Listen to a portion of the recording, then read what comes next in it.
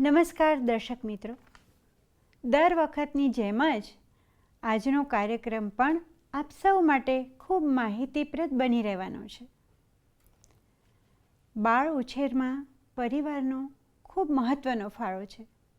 જ્યારે કોઈ નાનું બાળક સરસ મજાના શ્લોક બોલતું હોય, કાલે ગયેલી સરસ વાતો કરતું હોય, ત્યારે જ આપણને એના પરિવાર વિશે ખ્યાલ આવે કે એણે પરિવારમાંથી જ કેટલું સરસ બધું મેળવ્યું છે. અને એ વિશે આજે પ્રકાશ પાડવા માટે આવ્યા છે આપણી સાથે ડૉક્ટર ઋતા એ પરમાર. ઋતાબેન, ચિલ્ડ્રન્સ રિસર્ચ યુનિવર્સિટી વતી હું આપનો હૃદયપૂર્વક આભાર માનું છું. આપનું ખૂબ હાર્દિક સ્વાગત કરું છું. અને આજે અમે આપનો ખૂબ લાભ લેવાના છીએ. ચોક્કસ. ઋતાબેન વિશે પરિચય આપું તો તેઓ અત્યારે સરદાર પટેલ યુનિવર્સિટી વલ્લભ વિદ્યાનગરમાં શિક્ષણ વિભાગમાં આસિસ્ટન્ટ પ્રોફેસર તરીકે કાર્યરત છે. વિદ્યાભારતીમાં પણ એમણે 30 વર્ષથી બાળ વિકાસ ક્ષેત્રે ઘણું બધું કામ કર્યું છે. અને બાળ ઉછેર વિશે તેમની સંકલ્પના અને એક શિશુના ઉછેરમાં પરિવાર કઈ રીતે ઉપયોગી થઈ શકે, પરિવારની કેટલી અને કઈ કઈ જવાબદારીઓ હોય છે, એ વિશે તેઓ આપણને ખૂબ સરસ જ્ઞાન આપવાના છે. અને આપ સૌ બાયસેગના માધ્યમથી વંદે ગુજરાત ચેનલ નંબર 5 પર ચિલ્ડ્રન્સ રિસર્ચ યુનિવર્સિટીના સહયોગથી આ કાર્યક્રમ નિહાળી રહ્યા છો. તો આપ સૌનો વધુ સમય ન લઈને હું ઋતાબેનને જ વિનંતી કરું કે આપની માહિતી અમારા દર્શકો સુધી પ્રસરાવો. Thank you હયાતીબેન. નમસ્તે દર્શક મિત્રો, કેમ છો? મજામાં ને? ચિલ્ડ્રન્સ રિસર્ચ યુનિવર્સિટી દ્વારા શિશુ પરામર્શન કેન્દ્ર અંતર્ગત અલગ અલગ વિષયોની અહીંયા રજૂઆત કરવામાં આવે છે. તો તે અંતર્ગત આજે આપણે ભારતીય પરિવારની સંકલ્પના અને આ ભારતીય પરિવારની શિશુના વિકાસમાં શી ભૂમિકા છે તે સંદર્ભે આપણે વાત કરીશું. મિત્રો, સૌથી પહેલાં આપણે એક બાબત સ્પષ્ટ કરી લઈએ. જો આપણે આ સૃષ્ટિની ઉત્પત્તિના સંદર્ભમાં વિચાર કરતા હોઈએ, વ્યક્તિના સંદર્ભમાં વિચાર કરતા હોઈએ, આ વ્યક્તિને જે દુર્લભ મનુષ્ય જીવન પ્રાપ્ત થયું છે એના સંદર્ભમાં વાત કરતા હોઈએ, કે મનુષ્યના જીવનનો ધ્યેય શું છે, એનું લક્ષ્ય શું છે, એ સંદર્ભમાં વાત કરીએ, તો આ બધી જ બાબતોમાં ભારતીય વિચારધારા અને પાશ્ચાત્ય વિચારધારા આ બંનેમાં એક મૌલિક અંતર છે, મૌલિક ભેદ છે. તો આપણે ભારતીય જે વિચારધારા છે એના સંદર્ભમાં વાત કરીશું, કારણ કે આપણે સૌ ભારતીયો છીએ અને ભારતમાં રહીએ છીએ અને આપણો પરિવાર પણ ભારતીય પરિવારના નામથી ઓળખાય છે. એટલે આજે આપણે જે પણ આ વિચાર કરીશું એ ભારતીય વિચારધારા મુજબ કરીશું.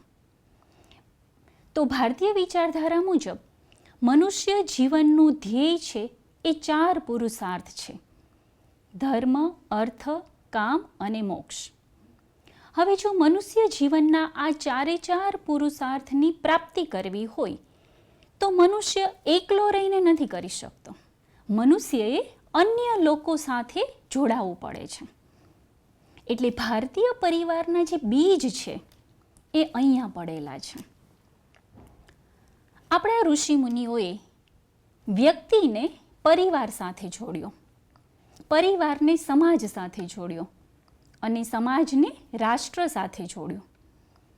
એટલે આમ જોવા જઈએ તો પરિવાર છે એ વ્યક્તિ, સમાજ, રાષ્ટ્ર આ બધાને જોડનારો એક પાયો છે, એક મેરુદંડ છે. એટલે આ જે ઘટકો છે આ બધા જ, એમાં જો કોઈ ચાવીરૂપ ઘટક હોય અથવા પાયાનો ઘટક હોય તો એ છે પરિવાર. બીજી એક બાબત પણ આપણે જોઈ લઈએ મિત્રો, કે આ મનુષ્ય જીવન છે એને પણ આપણા ઋષિ મુનિઓએ 4 વિભાગોમાં વહેંચ્યું છે અને એ 4 વિભાગો પણ સમાન છે. મનુષ્ય જીવનના આયુષ્યને ધ્યાનમાં રાખીને. તો પ્રથમ જે 25 વર્ષનો ગાળો છે એને આપણે બ્રહ્મચર્ય આશ્રમ કહીએ છીએ. દ્વિતીય જે વિભાગ છે અથવા તબક્કો છે એને આપણે ગૃહસ્થાશ્રમ કહીએ છીએ. અને ત્રીજો જે તબક્કો છે એ વાનપ્રસ્થાશ્રમ છે અને ચોથો છે એ સંન્યાસ્તાશ્રમ છે. તો મનુષ્ય જીવનના જે આ 4 તબક્કાઓ છે એના માટે પણ પરિવાર છે એ ચાવીરૂપ ભૂમિકા ભજવે છે. કારણ કે પરિવારમાં જ આ બધી જ બાબતો છે એ સંભવ બને છે. તો આવા સુંદર પરિવારના નિર્માણ માટે આપણા ઋષિ મુનિઓએ મનુષ્ય જીવનને જ 16 સંસ્કારોમાં એમને સંસ્કારિત કરવાની યોજના બનાવી. અને એ 16 સંસ્કારમાંનો જ એક સંસ્કાર એટલે વિવાહ સંસ્કાર. એટલે આપણે ત્યાં મિત્રો આપ સૌ એનાથી અનુભવિત હશો કે પરિવારની જે વ્યવસ્થા છે એ વિવાહ સંસ્કાર સાથે જોડાયેલી છે. અને વિવાહના માધ્યમથી જ પછી પેઢી દર પેઢી આપણા પરિવાર છે એ વિસ્તરિત થાય છે, એનું વિસ્તરણ થાય છે. એટલે સુંદર શ્રેષ્ઠ સંતાનો પ્રાપ્ત કરવા માટે, સમાજને ઉપયોગી નાગરિકો આપવા માટે અને દેશ માટે કંઈક કરી છૂટે અને અંતમાં ભગવત સેવા યા જે પોતાના જીવનનું જે લક્ષ્ય છે એ પ્રાપ્ત કરી શકે એવી સંતતિ નિર્માણ કરવાનું અને એવી સંતતિ એ સમાજ અને રાષ્ટ્રના ચરણે અર્પિત કરવા માટેનું જો પણ કોઈ માધ્યમ હોય, કોઈ સ્થળ હોય તો એ છે પરિવાર. એટલે ભારતીય વિચારધારા પ્રમાણે પરિવાર કેવી રીતે, આપણી પરિવારની જે સંકલ્પના છે એ કેવી રીતે અસ્તિત્વમાં આવી એની અહીંયા મેં એક ખાલી પૂર્વ ભૂમિકા આપની સામે મૂકી છે. હવે આપણે જોઈએ તો પરિવાર એક એવું યુનિટ છે, એક એવું એકમ છે કે જે સંસ્કારોનું માધ્યમ છે. પરિવારમાં જ સંસ્કારો છે એ સૌથી પહેલાં સંસ્કારોની શરૂઆત છે એ પરિવારથી જ થાય છે. અને એના માટે જો સૌથી કોઈ જવાબદાર વ્યક્તિ હોય અને સૌથી પ્રથમ કોઈ જવાબદાર વ્યક્તિ હોય તો એ છે માતા. અને એટલા માટે જ આપણી સંસ્કૃતિમાં પણ એવું કહેવાયું છે મિત્રો. અને આપ બધા પણ એ વાક્યથી અને એ સંકલ્પનાથી પરિચિત જ છો કે એક માતા 100 શિક્ષકની ગરજ સારે છે. કે શા માટે? કારણ કે આપણે બધા જ ખબર છે કે પ્રત્યેક વ્યક્તિનો જન્મ એ માતાના ઉદરમાંથી થાય છે. અને માતા 9 મહિના સુધી પોતાની નાભીમાંથી એ પોતાના બાળકનું, પોતાના ગર્ભનું એ પોષણ કરે છે. એટલે માતા છે એ નિસ્વાર્થ ભાવે પોતાના સંતાનનું પોષણ ગર્ભમાં રહીને પણ કરે છે.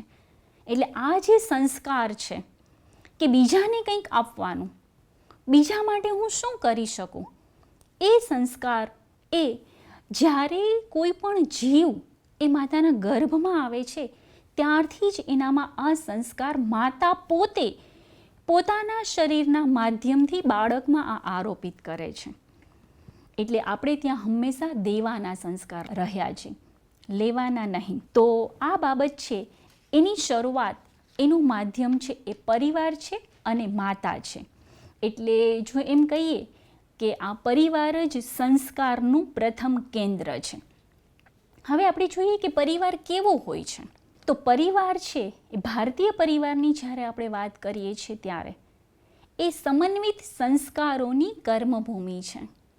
એટલે પરિવારમાં બધા જ લોકો સાથે હળી મળીને રહે છે અને દરેક પોતપોતાનું કાર્ય છે એ પૂર્ણ જવાબદારી સાથે અદા કરે છે. એટલે કે પરિવારમાં જે વડીલ વ્યક્તિ હોય, માતા પિતા હોય, દાદા દાદી હોય, એ પરિવારમાં જે નાના લોકો છે, પોતાનાથી નાના લોકો છે, એ બધાને એનું ભરણ પોષણ કરવાનું કામ, એનું લાલન પાલન કરવાનું કામ, એમને સારા સંસ્કારો આપવા માટેનું કામ, આ બધી જ બાબતો છે એ પરિવારમાં વડીલો કરે છે. તો સાથે સાથે નાના લોકો પણ શું કરે છે? એ પણ દાદા દાદીની ચિંતા કરે છે, નાના નાનીની ચિંતા કરે છે, માતા પિતાની ચિંતા કરે છે, કે પોતાના ભાઈ ભાંડુની ચિંતા કરે છે. અને આ બધી જ વાતો છે એ એકદમ સ્વાભાવિક રીતે, સહજ રીતે, એને કોઈ કૃત્રિમ પાઠ બાળકને આ માટેના આપવા જ નથી પડતા આપણા ભારતીય પરિવારમાં. કેમ કે આ બધું જ એ જોઈને અનુભવ કરીને ગ્રહણ કરે છે કે મારે પરિવારમાં કેવી રીતે રહેવાનું છે.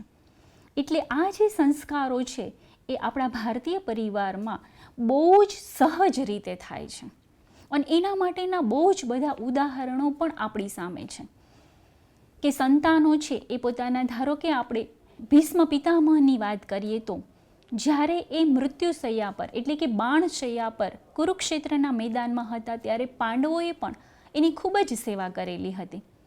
એવી રીતે શ્રવણનું ઉદાહરણ પણ આપણી સામે જ છે કે પોતાના માતા પિતાને તીર્થયાત્રા કરવા માટે તે કાવડમાં બેસીને લઈ ગયા હતા.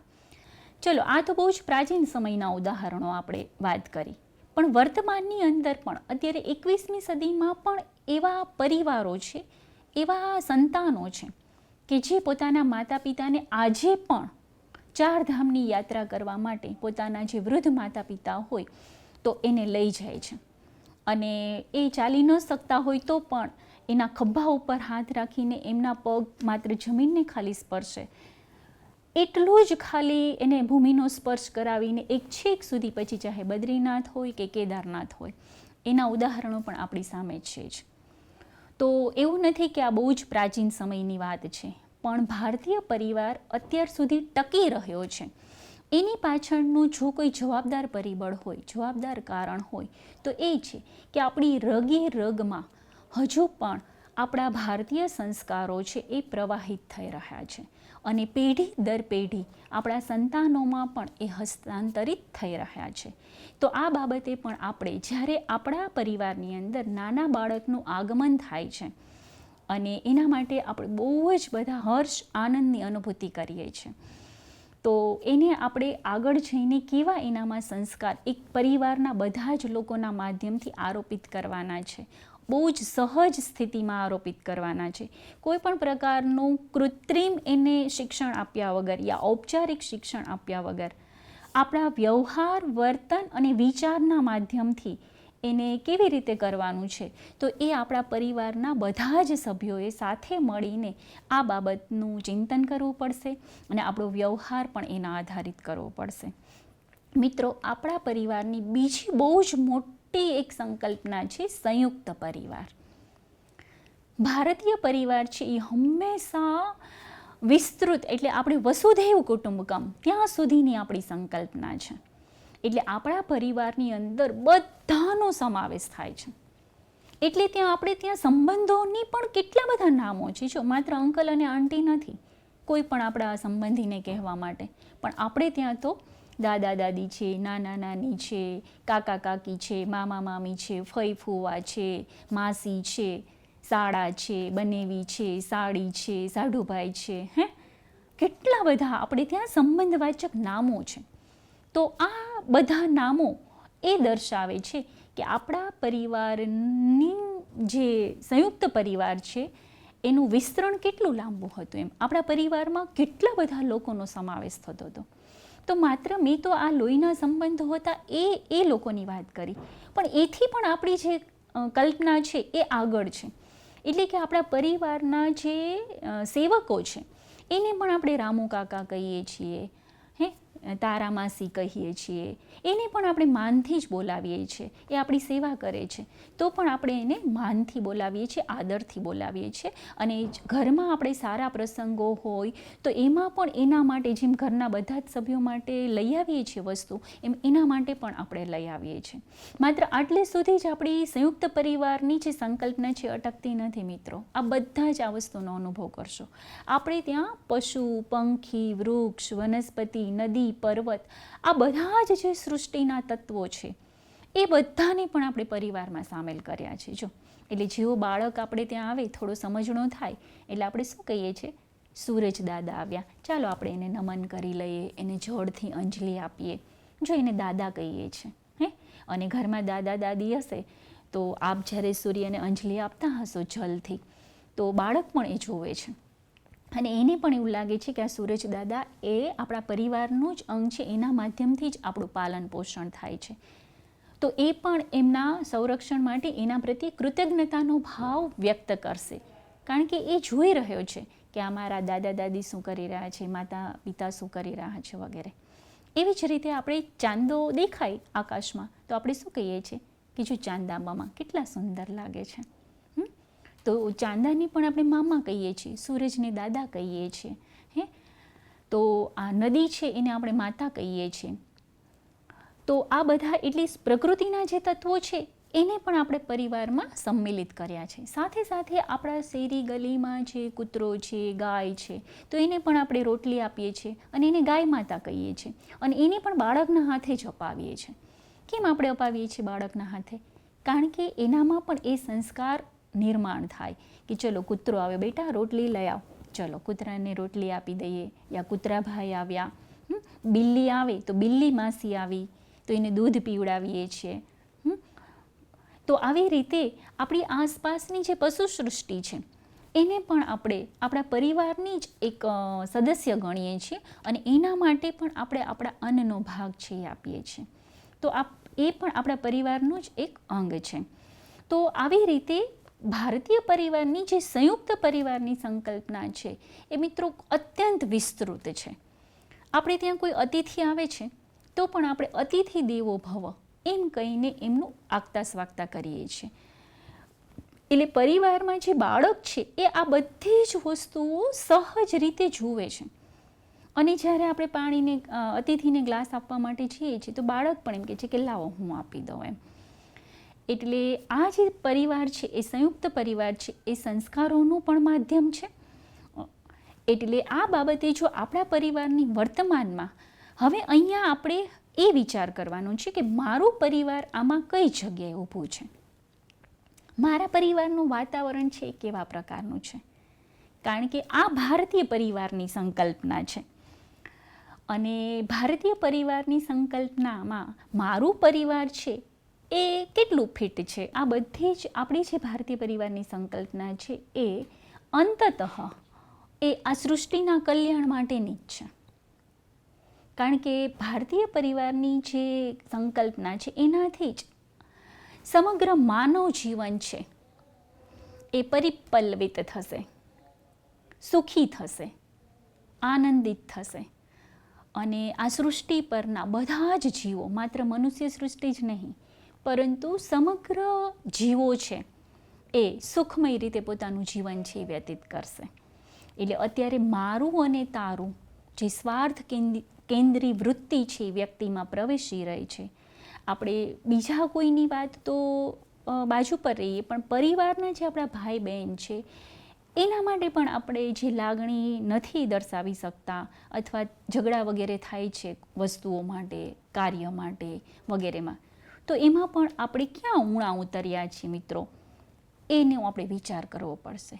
કારણ કે ચિલ્ડ્રન્સ યુનિવર્સિટી છે એ આ જ બાબતને ધ્યાનમાં લઈને આખો ડિપાર્ટમેન્ટ શરૂ કર્યો છે. કારણ કે એવું લાગી રહ્યું છે અત્યારે મિત્રો કે આપણે આમાંથી ક્યાંક ઊણા ઉતર્યા છીએ. આપણા પરિવારની જ આપણી જે કર્તવ્ય હતું એમાંથી ક્યાંક આપણે ધીમે ધીમે ચલિત થઈ રહ્યા છીએ. તો જો આપણે શ્રેષ્ઠ સંતાનની કામના કરતા હોઈએ, આપણે આપણા શિશુની, આપણા બાળકનું શ્રેષ્ઠ સંસ્કાર પ્રક્રિયા કરવા માગતા હોઈએ તો એ આપણા માધ્યમથી જ થશે. જો આપણે એવું ઈચ્છીએ કે બાલ મંદિરમાં જઈને બાળકમાં સંસ્કાર આવશે યા બીજું કોઈને સંસ્કાર આપશે તો એ વસ્તુ ખોટી છે. કારણ કે આ સંસ્કાર પ્રક્રિયા છે એ ક્યારથી થાય છે? માતાના ગર્ભમાંથી જ થાય છે. અને પ્રથમ 3 વર્ષ છે એ બાળક છે એ ઘરમાં જ રહે છે, આપણી વચ્ચે જ રહે છે. એટલે સંસ્કારોની જો કોઈ ભૂમિ હોય બાળક માટે પ્રથમ તો એ આપણું પરિવાર છે. એટલે આપણે સૌ સાથે મળીને આપણું જે ભારતીય પરિવાર કેવો હોય એને આપણે આજે પુનઃસ્મરણ કર્યું એકવાર. આપણે બધાને ખબર જ હતી અને આપણા બધાનો ઉછેર પણ આપણા માતા પિતાએ એ જ રીતે કર્યો હતો. માત્ર ખાલી આપણે પાશ્ચાત્ય વિચારસરણીએ અત્યારે આપણા ઉપર એટલું બધું આક્રમણ કર્યું છે કે આ બધામાંથી આપણે ધીમે ધીમે ચલિત થઈ રહ્યા છીએ અને જાણે માર્ગ ભટકી રહ્યા હોય એવું પણ જણાય છે. તો ફરીથી પાછા આપણે આપણા પરિવારમાં પણ અને આપણા રાષ્ટ્રના કલ્યાણ માટે, સમાજના કલ્યાણ માટે અને એની પૂર્વે આપણું કલ્યાણ થશે, આપણા પરિવારનું, કારણ કે એની શરૂઆત પરિવારથી થાય છે. તો પરિવારમાં જેટલા બધા જ લોકો છે એ શ્રેષ્ઠ આચરણ કરતા હશે તો આપણા બાળકમાં પણ એ વસ્તુ છે ખૂબ સુંદર થશે. હું અહીંયા મિત્રો તમને એક શ્લોક કહું છું. આપણા શાસ્ત્રોની અંદર પરિવાર કેવો હોય એનું એક બહુ જ સરસ રીતે એક શ્લોક મળે છે. હું તમારી સામે એ શ્લોક રજૂ કરું છું. સંસ્કૃતમાં પહેલો શ્લોક છે, સાનંદમ સદનમ સુતાશ્ચ સુધિયઃ કાંતા ન દુર્ભાષિણી સન્મિત્રમ સુધનમ સ્વયોષિતિરતિશ્ચા જ્ઞાપરાઃ સેવકાઃ આતિથ્યમ શિવપૂજનમ પ્રતિદિનમ મિષ્ટાનપાનમ ગૃહે સાધોઃ સંગમ ઉપાસતેહિ સતતમ ધન્યો ગૃહસ્થાશ્રમઃ. 4 ચરણનો શ્લોક છે, પણ સમગ્ર ગૃહસ્થાશ્રમ કે પરિવાર એની અહીંયા વાત ખૂબ સુંદર રીતે કરવામાં આવી છે. કેવો પરિવાર? જો આપણે એને ગુજરાતીમાં સમજવાનો પ્રયત્ન કરીએ તો ઘરમાં બધા સુખી હોય, ઘર આનંદદાયક હોય, સંતાનો છે એ સદ્બુદ્ધિ સંપન્ન હોય, સ્ત્રીઓ છે એ મધુર ભાષિણી હોય, જેનાથી પરિવાર જીવન છે એ સુંદર, સુમધુર અને જીવવા યોગ્ય બધાને હોય, સારા માર્ગે મેળવેલું ધન હોય અને આપણું કાર્ય પણ એવું હોય કે જે મોક્ષોન્મુખ આપણને લઈ જતું હોય, સારા હિતેચ્છુ આપણા મિત્રો હોય અને જે આપણને સન્માર્ગે ચાલવામાં સહાયક હોય, સાથે સાથે પોતાની પત્નીમાં જ પ્રીતિ રાખવાવાળા યુવકો હોય, નીતિ સંપન્ન અને ચારિત્રયુક્ત હોય, પ્રેમપૂર્વક આજ્ઞા પાલન કરનારા સેવકો હોય, અતિથિ દેવો ભવની ભાવના છે એ આ પરિવારમાં ખૂબ સુંદર રીતે જળવાતી હોય, દરરોજ મંગલમય ભગવાનનું શ્રદ્ધાપૂર્વક, ભક્તિપૂર્વક પૂજન થતું હોય અને ભગવાનના પ્રસાદ રૂપ જ જે કંઈ પણ મિષ્ટાન કે અન્ન હોય એ પરિવારના સદસ્યો દ્વારા ગ્રહણ થતું હોય, તો એવો પરિવાર છે એ ગૃહસ્થ પરિવાર છે એ ધન્ય છે. એટલે આ પ્રકારે એક આદર્શ, આનંદમય અને સુખી પરિવારની જે ભાવના છે અથવા સંકલ્પના છે એ આ શ્લોકની અંદર આપણને જોવા મળે છે. તો હવે આવા પરિવારમાં જો આપણા સંતાનનો ઉછેર થતો હોય તો હું નથી માનતી કે આપણું બાળક છે એ ક્યાંય સંસ્કારથી વિચલિત થાય, કારણ કે સંસ્કારોનો પાયો નાખવાની જો કોઈ ઉંમર હોય તો એ આ 0થી લઈને 5 વર્ષ સુધીની જ છે. અને એમાં આપણે જેટલા સંસ્કારો, જેટલા આપણે એને ગુણો, સદ્ગુણો એનામાં આરોપિત કરવા ઈચ્છતા હોઈએ અથવા એનું જીવન છે એ સન્માર્ગે વાળવા ઈચ્છતા હોઈએ તો એ સમયગાળો છે આ 0થી 5 વર્ષની ઉંમર છે. અને એ કરવા માટે આપણે જ બંધાયેલા છીએ, એટલે કે આપણો પરિવાર જ બંધાયેલો છે. તો એના માટે જો આપણે કટિબદ્ધ થઈશું તો આપણું બાળક છે એ ચોક્કસ સંસ્કારિત થશે અને શ્રેષ્ઠ નાગરિક બનશે. પછી બાળક જ્યારે મોટું થશે ત્યારે અત્યારે બધા જ માતા પિતાઓ છે ખૂબ જ ચિંતિત હોય છે પોતાના બાળક વિશે, અને મોટો થઈ ગયા પછી પણ એ બહુ જ ચિંતા કરતા હોય છે તમામ પ્રકારની, એના ઉપર વિશ્વાસ પણ નથી હોતો. પણ જો આપણે 0થી 5 વર્ષની ઉંમરમાં એનામાં જો આ શ્રેષ્ઠ સંસ્કારો આરોપિત કર્યા હશે તો પછી મોટા થઈ ગયા પછી આપણે એના બાબતે કોઈ જ ચિંતા કરવાની જરૂર નથી, કારણ કે ક્યારેય માર્ગ નહીં ભટકે. એ હંમેશા કોઈ પણ કાર્ય કરશે તો વિચારીને જ કરશે. હમણાં આપણી સામે અમદાવાદની સ્કૂલનું ઉદાહરણ પણ છે જ.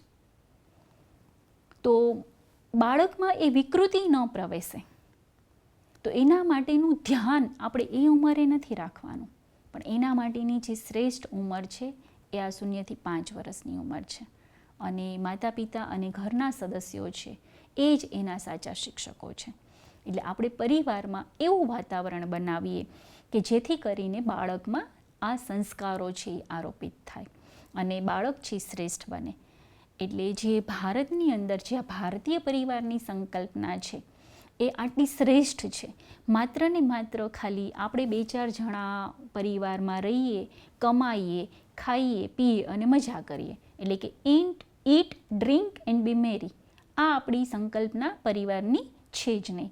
પણ આપણો પરિવાર છે એક સમાજનો એકમ છે, રાષ્ટ્ર માટે કંઈક પોતાનો પરિવાર કરી રહ્યું છે.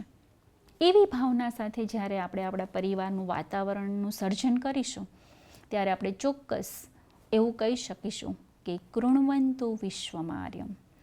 આપણી સંકલ્પના તો કૃણવંતો વિશ્વમાર્યમ, એટલે કે આ સમગ્ર વિશ્વને આર્ય મતલબ સજ્જન, સત્પુરુષ, શ્રેષ્ઠ બનાવવાની છે.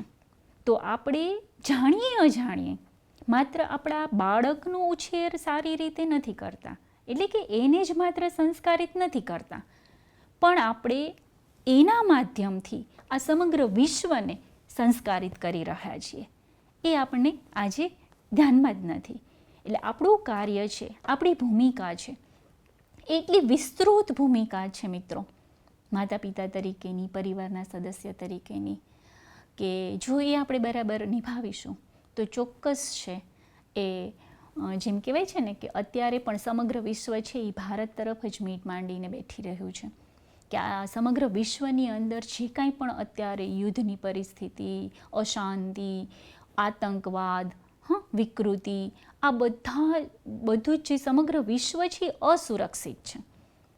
અને એ બધા એવી જ મીટ માંડીને બેઠી રહ્યા છે કે આ ભારત જ એનો ઉકેલ લાવી શકે એમ છે. તો ભારત ઉપર એટલી મોટી જવાબદારી છે. અને ભારત એટલે કોણ? તો ભારત એટલે આપણે બધા. અને ભારતને આપણે માતા કહીએ છીએ અને આપણે જેના શ્રેષ્ઠ સંતાનો છીએ. તો આપણે આપણી ભૂમિકાને ધ્યાનમાં રાખીને આપણું પરિવાર એ ભારતીય પરિવાર બને અને ભારતીય પરિવારના માધ્યમથી આપણે શ્રેષ્ઠ શિશુનો વિકાસ કરીએ, એ દિશામાં ફરી ચિંતન મનન કરીએ. એ જ આજના આ નાનકડા એવા વાતનો ઉદ્દેશ્ય હતો. આગળ એના ઉપર આપ વિચાર કરી અને ફરીથી ચોક્કસ આપના પરિવારને, આપના બાળકના હિત માટે જેટલું પણ થઈ શકે એટલું શ્રેષ્ઠ કરવા માટેનો આપણે પ્રયત્ન કરીશું. આ સાથે જ ચિલ્ડ્રન્સ યુનિવર્સિટીએ આ બાયસિગના માધ્યમથી આપની સાથે વાત કરવા માટેની જે તક આપી તે બદલ હું ચિલ્ડ્રન્સ રિસર્ચ યુનિવર્સિટીનો પણ અંતઃકરણપૂર્વક આભાર વ્યક્ત કરું છું અને આપ સૌનો પણ ખૂબ ખૂબ આભાર. નમસ્તે. ખૂબ સરસ રૂતાબેન, પરિવારની સંકલ્પના વિશે આપે જે સ્પષ્ટતા કરી છે એ ખરેખર બધા માટે ખૂબ ઉપયોગી બની રહેશે એવું મારું માનવું છે. આમાં તમારી વાતને હું થોડુંક સમર્થન આપું તો એવા મેં કેટલાક બાળકો જોયા છે કે જે લોકો સાંજે જ્યાં સુધી એના પિતા ઘરે ન આવે ત્યાં સુધી જમતા પણ નથી. એકદમ સાચી વાત છે. પછી ભલે કેટલીય ભૂખ કેમ ન લાગી હોય, કારણ કે એમને સાથે બેસીને જમવાની આદત છે. જી, બરાબર છે. તો આ વાત એ જ પ્રેરે છે કે એ બાળકના મનમાં પરિવાર વિશે કેવી સંકલ્પના છે કે જ્યાં સુધી કુટુંબના બધા સભ્યો જમતા નથી ત્યાં સુધી હું પણ નહીં જમું. જી જી. તો આ પણ એક સારા સંસ્કાર એટલે છે. એના માધ્યમથી જ એનામાં સંયમનો વિકાસ થાય છે, હા. કારણ કે એને ભૂખ ખૂબ લાગી છે, પણ એ જ્યાં સુધી બધા ન આવી જાય એટલી હા. ભૂખ ઉપર પણ સંયમ હા, કેળવે અને એને છે. સંતોષ પણ નથી થતો જી, ત્યાં જી. સુધી. હમ. અને એમ જ આપણા બધા જે તહેવારો છે એ પણ આપણને પરિવારની ભાવના શીખવે છે. રક્ષાબંધન જી. આપણે હમણાં જ જોયું, હમ. ત્યારે ભાઈને એની બેન યાદ આવે અને બેનને ભાઈ યાદ આવે. કદાચ બંને આખો દિવસ લડતા ઝઘડતા કેમ નહીં હોય, એક હા. નાની પેન્સિલ માટે પણ ઝઘડતા હોય, હમ. પણ તેમ છતાં જ્યારે રક્ષાબંધન આવે ત્યારે બંને ડાયા ડમરા થઈને બેસી જાય. ભાઈ છે એ પોતાનો હાથ આગળ ધરીને બેઠો હોય કે બેન કેવી રાખડી લાવી હશે, અને બેન છે એ ભાઈ તરફથી નાનકડી એવી પણ ગિફ્ટની આશા રાખતી હોય છે. તો પરિવાર છે તો આપણે છીએ, અને બાળક માટે તો સૌથી પહેલો પરિચય એ પરિવારનો જ હોય છે. એટલે રૂતાબેન, તમે આટલી સરસ માહિતી અમને આપી અને ઘણા બધા સંશયો પણ દૂર થઈ ગયા અને સભાનતા પણ આવી કે એક પરિવારનો ફાળો તો સૌથી મોટો છે જ્યારે બાળક નાનું છે. જી. અને બાળક મોટું થશે ત્યાં સુધી એના પરિવારે રોપેલા જે સંસ્કારના બીજ છે એ વૃક્ષ થઈને ચોક્કસ ઉગશે.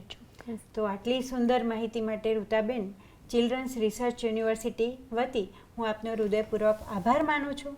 ફરીથી અમે આપનો લાભ ચોક્કસ લઈશું. હા, થેન્ક યુ. નમસ્તે. નમસ્તે.